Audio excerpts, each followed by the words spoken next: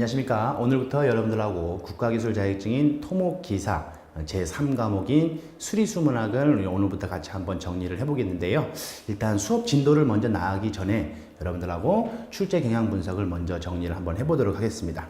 서면으로 만나면 좋겠지만요, 여러분들 이렇게나마 이제 온라인으로 같이 정리할 수 있어서 영광이라고 생각을 합니다. 자, 일단 출제 경향 분석을 보시면 그 여러 가지 과목 중에 여러분들하고 같이 정리를 해야 되는 부분이 수리수문학이라고 여러분들 정리를 하실 수가 있으실 텐데, 이 수리수문학이라고 얘기하시는 건 크게 구분을 하시면 하나 수리학이라고도 정리할 수 있고요, 나머지 하나 수문학이라고도 여러분들 정리를 하실 수가 있으실 겁니다.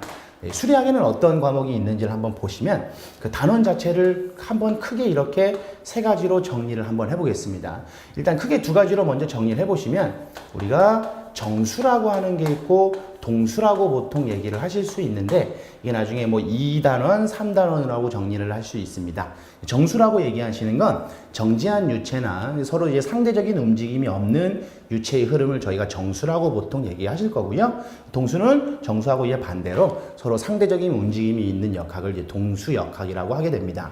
근데 이 동수역학을 제가 좀 이렇게 세 개로 한번 나눠보시면 여러분들 파이프 메소드라고 해서 그 물이 흐름이 관을 통해서 흐르면 저희가 관수로라고 보통 얘기를 할 거고, 오픈 채널이라고 해서요 자유수면을 갖는 흐름을 저희가 개수로라고 얘기할 수 있겠고, 그 다음 마지막으로 이제 지표수가 아닌 땅 밑으로 흐르는 여러 가지 흐름들을 저희 지하수라고 정의를 하게 됩니다. 따라서 이 도표를 보시면 정수보다는 아무래도 수리학에서는 동수 쪽에 대한 출제 경향이 좀 많은 내용을 좀 확인하실 수가 있으실 거고, 수문학은 이렇게 나누시면 보통 우리가 하늘에서 내리는 모든 수분을 총칭해서 강수라고도 하고 이제 강우라고도 얘기를 할 거고요. 여러분들 그 내렸던 강수가 지표면을 통해서 땅 밑으로 내려가는 작업들을 보통 우리가 침투라고 얘기를 할 수 있겠죠. 근데 이게 침투된 물들이 지하 수면에 도달하면 그걸 마찬가지로 뭐라고 얘기할 거예요? 침누라고 보통 얘기를 하실 거고, 이거는 보통 우리가 지표면에 대한 얘기를 드렸던 거고요. 여러분들 이런 물들이 저류라고 보통 얘기를 할 겁니다. 동수경사에 의해서 수로경사에 의해서 모였던 물들이 그 물 자체가 여러분들 수증기로 해서 이제 공기 중으로 올라가는 현상들을 보통 저희가 증발이라고 보통 얘기를 할 거고, 아니면 이제 식물의 옆면을 통해서 수증기로 돌아가는 현상을 우리가 증산이라고 보통 얘기를 할 겁니다.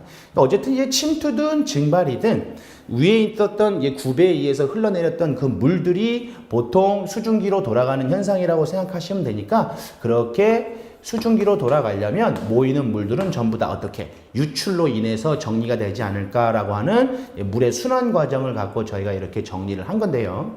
결국 시험 문제는 기사 같은 경우에는 수리학이 총 20문제 중에 한 15문제 정도 출제가 된다고 보시면 되고, 수문학은 한 5문제 정도 출제가 된다고 보시면 됩니다. 따라서 이제 수리학과 수문학이 어떤 식으로 이제 출제에 경향에 영향을 미치는지는 이제 도표를 보면서 하나씩 정리를 해보도록 하겠습니다. 자, 첫 번째 보시면 1장부터 여러분들 정리를 하면요, 유체의 기본 성질이라고 보통 얘기를 하실 수 있는데, 저희가 보통 유체라고 하면요 흐르는 물체이기 때문에 공기도 마찬가지고 여러분들 액체도 마찬가지고, 보통 우리가 공기를 기체라고 보통 얘기를 하죠. 그래서 유체라고 하면 기체든 액체들을 다 포함하게 됩니다. 근데 말 그대로 여러분들이 배우시는 건 수리수문학이기 때문에 공기는 무시하고 이제 액체에 대한 것만 정리를 하겠다는 내용인데요.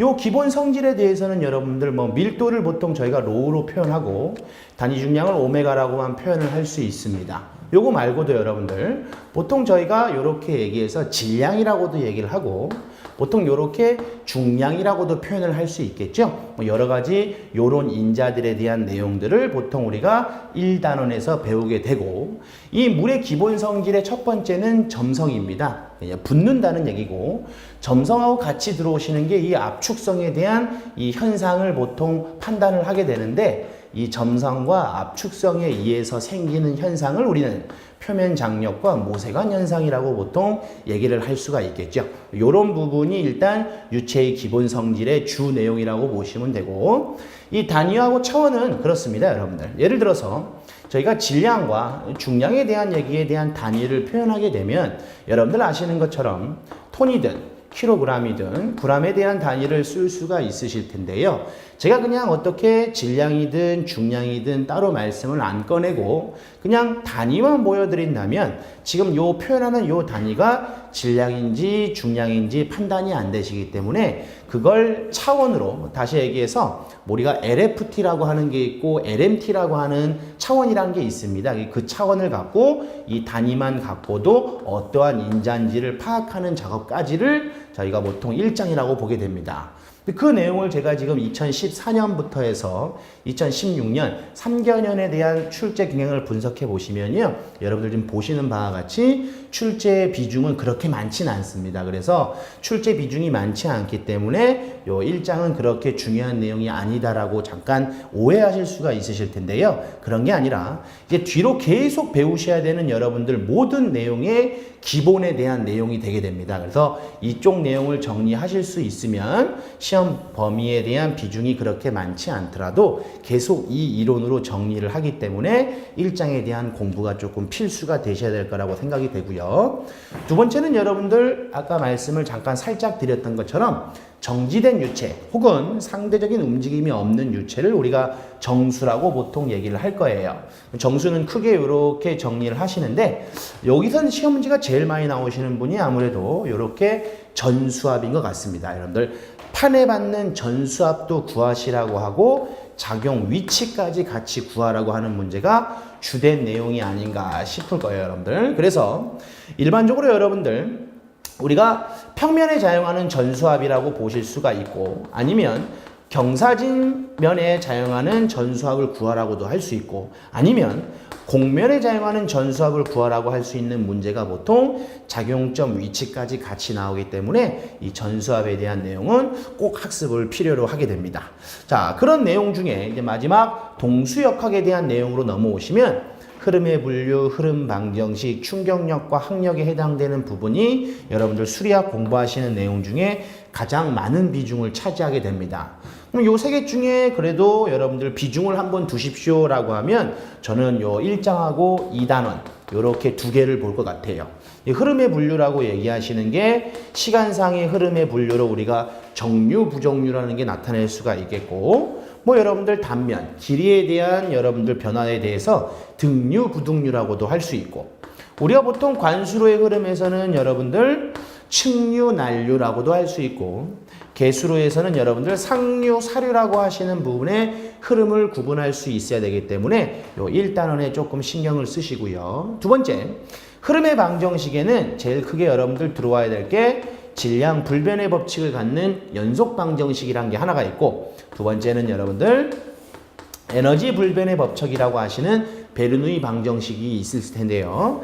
이 베르누이 방정식을 기초로 해서 여러분들 우리가 보통 토리첼리 정리든 피토간이든 결국 이론 유속을 구하는 내용들이 이 베르누이 방정식이기 때문에 요 1장, 2장에 대한 설명은 여러분들이 좀 학습을 해주셔야 수력에 대한 비중이 제일 많이 나올 거고 요 동수역학을 기초로 해서 관수로든 계수로든 해석을 하게 됩니다.